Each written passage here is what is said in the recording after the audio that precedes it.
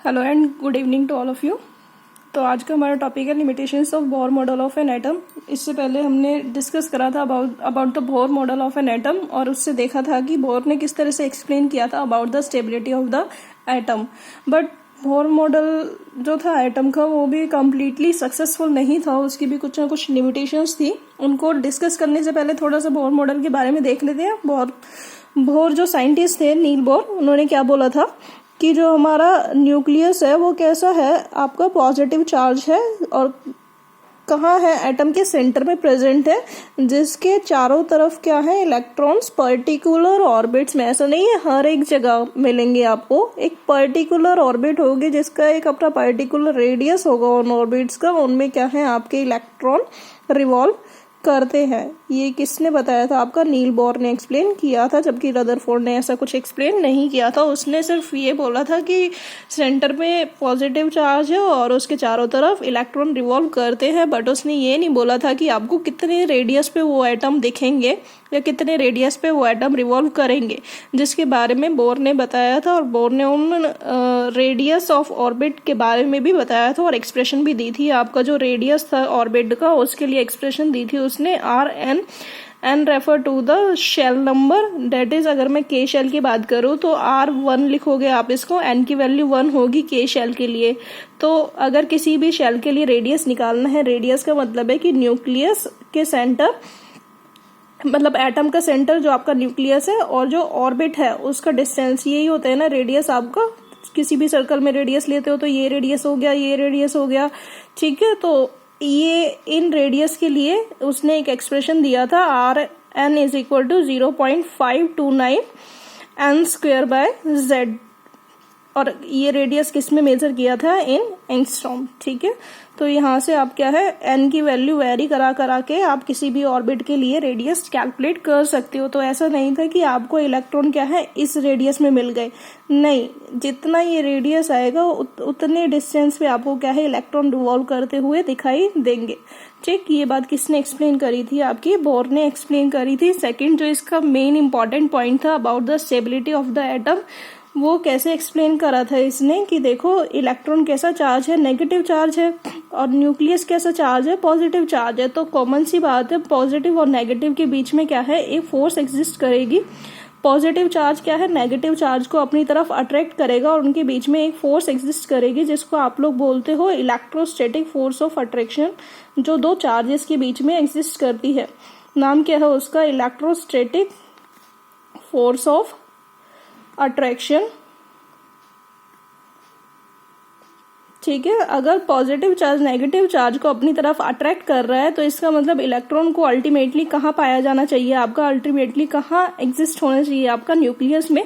पर ऐसा होता नहीं है। जो बात ये चीज जो एक्सप्लेन करी थी वो बोर ने एक्सप्लेन करी थी। उसने क्या बोला था कि जब कोई भी चीज सर्कुलर मोशन में रिवॉल्व करती है, सर्कुलर मोशन करती है, कोई भी चीज, जैसे आप एक पत्थर बांधो और उसको, पत्थर को धागे से बांधो, धागे को फिंगर में पकड़ के और उसको घुमाओ, तो पत्थर क्या है, वो गोल गोल घूमता है, ठीक है। ऐसा तो नहीं है कि आपकी तरफ आके गिर जाता है, वो नहीं, जब तक आप उसको घुमा रहे हो तब तक वो घूमता है, ठीक है। तो वो जो घूमने वाली फोर्स है उसको आप लोग बोलते हो सेंट्रीपिटल फोर्स। यहाँ पे एक फोर्स काम करती है किसी भी सर्कुलर मोशन के लिए, उसका नाम क्या है? सेंट्रीपिटल फोर्स, ठीक है। तो ये क्या है, इलेक्ट्रोस्टैटिक फोर्स ऑफ अट्रैक्शन क्या है, आपकी सेंट्रीपिटल फोर्स प्रोवाइड कर रही है, जिसकी वजह से वो इलेक्ट्रॉन क्या है आपका अट्रैक्ट ना होने की बजाय क्या है कॉन्टिन्यूसली रिवॉल्व कर रहा है। ये सेंट्रीपिटल फोर्स कौन प्रोवाइड कर रहा है? इसको electrostatic force of attraction provide कर रही है, सेंट्रीपिटल फोर्स, ठीक है। तो ये चीज किसने एक्सप्लेन करी थी? आपकी बोर ने एक्सप्लेन करी थी। और सेकेंडली उसने ये चीज भी बोला था कि इलेक्ट्रॉन आपके रिवॉल्व करते टाइम किसी भी एनर्जी का लॉस और गेन नहीं करेंगे। उस ऑर्बिट की जितना पर्टिकुलर एनर्जी है वो उस इलेक्ट्रॉन की एनर्जी होगी और वो उसी एनर्जी के ऑर्बिट में क्या है रिवॉल्व करते रहेंगे। तब तक वो मूव नहीं करोगे जब तक आप उसकी एनर्जी को फ्लक्चुएट नहीं करोगे। मतलब फ्लक्चुएट मतलब आप बाहर से कोई एक्सटर्नल सोर्स ऑफ एनर्जी उसको प्रोवाइड नहीं करोगे, तब तक वो उस एनर्जी को कांस्टेंट ही रखेंगे। ये बात भी आपकी किसने एक्सप्लेन करी थी? Bore model of an atom ने एक्सप्लेन करी थी। तो इतना सब एक्सप्लेन करने के बाद भी बोर्स की मॉडल की क्या है कुछ कुछ लिमिटेशंस थी। उसमें पहला क्या था, लिमिटेशंस की बात करते हैं अब डायरेक्टली। पहली लिमिटेशन जो थी वो क्या था, it is applicable, it is applicable only for the single electron species like hydrogen. जो बोर ने अपना एटॉमिक मॉडल दिया था और जो रेडियस और जो एनर्जी का एक्सप्रेशन कैलकुलेट करा था, एनर्जी का जो एक्सप्रेशन आया था वो मैंने आपको लास्ट वीडियो में बताया था। कितना आया था आपका एनर्जी ऑफ एनी ऑर्बिट, उसने कैलकुलेट करा था वो कितना था, -13.6 divide by n square, -13.6 divide by n square electron volt per atom. ठीक है, और ऑर्बिट्स की बात करें तो ये क्या था, इसको आप मल्टीप्लाई कर दोगे किससे, अपना z से, और मल्टीप्लाई कर दोगे इस एक्सप्रेशन को। अगर हाइड्रोजन के अलावा किसी और एटम की अगर हम बात करें तो उसके लिए उसका एटॉमिक नंबर भी कंसीडर करोगे और इलेक्ट्रॉन वोल्ट पर एटम। ये बोर ने एनर्जी का एक्सप्रेशन दिया था आपका, ठीक। बट ये जो एक्सप्रेशन दिया था उसने किसके लिए दिया था, only for the single electron species. जैसे आपका जो ये बोर का मॉडल था वो वेरी वेल सक्सेसफुल था for in case of hydrogen के लिए इसने सारा कुछ फिनोमिना एक्सप्लेन कर दिया था आपका, ठीक है। अब हाइड्रोजन के अलावा मैं अगर बात करूं हीलियम की, तो हीलियम के लिए ये जो एनर्जी का एक्सप्रेशन था वो एप्लीकेबल नहीं था। लेकिन अगर मैं बात करूं He, helium positive ion, helium का अगर एटम है तो उसमें 2 इलेक्ट्रॉन होंगे, जबकि He पॉजिटिव में आपका 1 इलेक्ट्रॉन होगा। तो ये भी क्या होगा, He पॉजिटिव कैसी है आपकी, सिंगल इलेक्ट्रॉन स्पीशीज। तो मतलब एक इलेक्ट्रॉन, तो आप क्या है हीलियम की केस में इसको अप्लाई नहीं कर सकते, आप He पॉजिटिव के केस में इसको अप्लाई कर सकते हो। सेम लिथियम के केस में इसको अप्लाई नहीं कर सकते, जबकि लिथियम 2 पॉजिटिव के केस में इसको अप्लाई कर सकते हो। मतलब क्या कि only for the single electron species उसने रेडियस या एनर्जी या ऐसी एनर्जी के साथ साथ उसने इवन वेलोसिटी और मोमेंटम, इन सब चीजों के भी एक्सप्रेशन दिया था। एक पर्टिकुलर वैल्यू उसने कैलकुलेट करके बता दी थी कि हाँ भाई इतनी वैल्यू होगी उसकी, ठीक है, पर्टिकुलर ऑर्बिट की इतनी वैल्यू है, ठीक। तो ये इसका मेजर ड्रॉबैक था कि हाइड्रोजन के अलावा किसी अगर और एटम की बात करें तो आप कैसे निकालोगे, उसके लिए उसने कोई एक्सप्लेनेशन नहीं दी थी। सिंगल इलेक्ट्रॉन स्पीशीज के लिए एप्लीकेबल था। सेकंड क्या है, इसने हाइड्रोजन का स्पेक्ट्रम जो था वो एक्सप्लेन कर दिया था, क्योंकि हाइड्रोजन कैसी है आपकी सिंगल इलेक्ट्रॉन स्पीशीज है, बट इसने क्या है, inability to explain the spectrum of the multi electron species, inability to explain the spectrum of multi-electron species। Multi electron जो स्पीशीज था उसका जो स्पेक्ट्रम था उसने एक्सप्लेन नहीं करा था। अब थोड़ा सा यहाँ वर्ड आया स्पेक्ट्रम, तो इसको डिस्कस कर लेते हैं। स्पेक्ट्रम देखो बेटा, अगर मेरे पास व्हाइट लाइट है, कोई सोर्स है व्हाइट लाइट का, ठीक है, व्हाइट लाइट को अगर मैं पास करूं किसमें से, आपके प्रिज्म में से जब इसको पास किया जाता है तो व्हाइट लाइट क्या है, अपने जो 7 कलर्स है, डेट इज विबग्योर, VIBGYOR, ठीक है, इन 7 कलर्स में क्या है, स्प्लिट हो जाती है और आपका एक कॉन्टिन्यूअस बैंड फॉर्म होता है। इस जो ये बैंड फॉर्म होता है इसको आप लोग बोलते हो स्पेक्ट्रम, ठीक। ये क्या है, आपको ये सब कलर्स, मतलब जो व्हाइट लाइट आपने प्रिज्म में से पास करी, प्रिज्म में से पास होने के बाद जब जो लाइट आपकी ट्रांसफर होके आ रही है उसको जब आपने यहाँ पे एक आपकी ना फोटोग्राफिक प्लेट लगा दी जाती है, और फोटोग्राफिक प्लेट पे क्या है, हर एक पर्टिकुलर कलर को ऑब्जर्व किया जाता है, तो आपको ये विबग्योर वाले सारे कलर दिखाई देते हैं, ठीक। तो इसको बोलते हैं ये कॉन्टिन्यूअस कलर है, कहीं पे भी कुछ भी मिसिंग नहीं है, तो इसको बोलते हैं ये आपका स्पेक्ट्रम है। और कैसे स्पेक्ट्रम है, एक कॉन्टिन्यूअस स्पेक्ट्रम बन गया। हाँ, आपको वॉयलेट भी दिखाई देगा, इंडिगो भी दिखाई देगा, blue, green, yellow, orange, red, सबका पर्टिकुलर बैंड आपको दिखाई देगा, लाइंस दिखाई देंगी एक तरह से ना, तो इसको बोलते हैं कॉन्टिन्यूअस स्पेक्ट्रम, ठीक।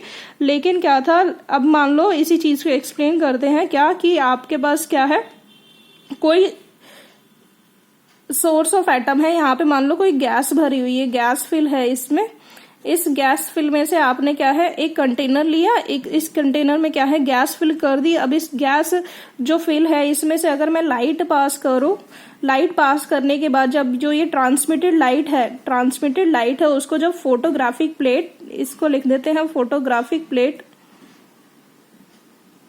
फोटोग्राफिक प्लेट पे जब ऑब्जर्व किया गया तो क्या देखा गया कि आपका क्या है, ये आपका स्पेक्ट्रम ऑब्टेन हो रहा है, लेकिन क्या है, आपको ये सारे कलर्स नहीं दिखाई दे रहे। मान लो किसी गैस के केस में आपको वॉयलेट कलर दिख गया और बाकी के सारे कैसे हैं, ब्लैंक है, बाकी सब ब्लैंक है। या किसी के केस में आपको क्या है, ब्लू कलर दिख गया और बाकी सब क्या है, ब्लैंक है।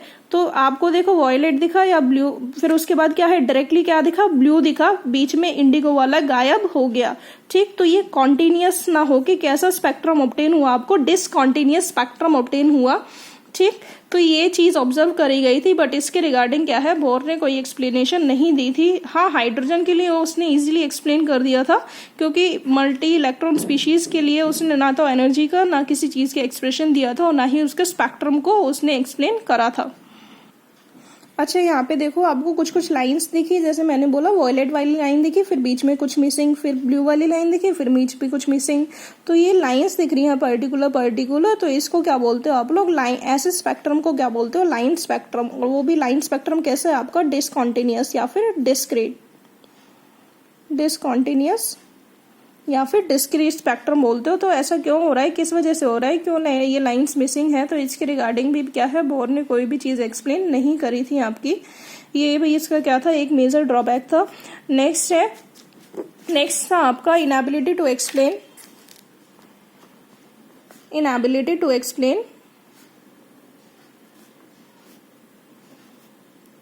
एक्सप्लेन स्टार्क इफेक्ट,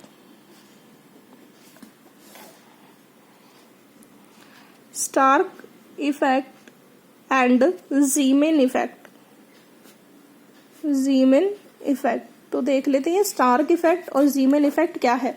अब देखो यहाँ पे जो लाइंस दिखी है आपकी, ये जो आपका स्पेक्ट्रम में जो आपको ये लाइंस दिखी हैं, मैं इधर बना देती हूँ फिर से। जो ये आपको स्पेक्ट्रम ऑब्टेन हुआ है, जहाँ पे पर्टिकुलर आपको कलर की लाइन दिखी है और बीच बीच में मिसिंग है, क्या होता है, इन लाइन्स को जब हम, इस स्पेक्ट्रम को जब हम क्या है, इलेक्ट्रिक फील्ड में प्लेस करते हैं, इलेक्ट्रिक फील्ड में प्लेस करा जाता है, तो ये क्या है, पर्टिकुलर और फाइन लाइंस में क्या है, ये वाली जो लाइन है वो पर्टिकुलर और फाइन लाइंस में और बहुत पतली पतली लाइंस में क्या है, और स्प्लिट हो गई, फर्दर स्प्लिट हो गई ये जो लाइंस है और फाइन लाइंस में। ऐसे इनको मैग्नेटिक फील्ड में जब प्लेस किया गया तो मैग्नेटिक फील्ड में भी ये क्या है, पर्टिकुलर क्या है, स्प्लिट हो गई फाइन लाइंस में आपकी, और छोटी छोटी पतली पतली लाइंस में क्या है, ये स्प्लिट हो गई।